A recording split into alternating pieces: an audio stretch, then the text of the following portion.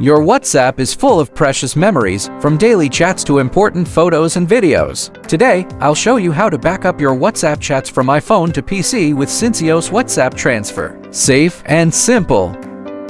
Syncios WhatsApp Transfer makes managing your WhatsApp data super easy. Whether you're switching from iPhone to Android or the other way around, you can transfer everything in just a few clicks. It can also back up your chats to your computer, restore the messages to your phone, and even export the backups to CSV files.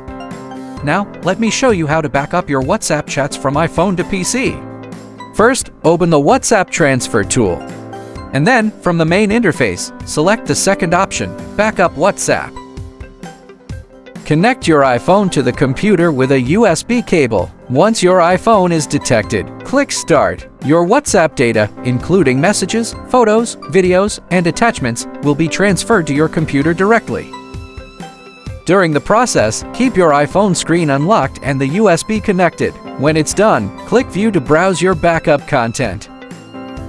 And that's it! Your memories are now safely stored on your PC. If you like this video, don't forget to like and subscribe for more videos. Thanks for watching!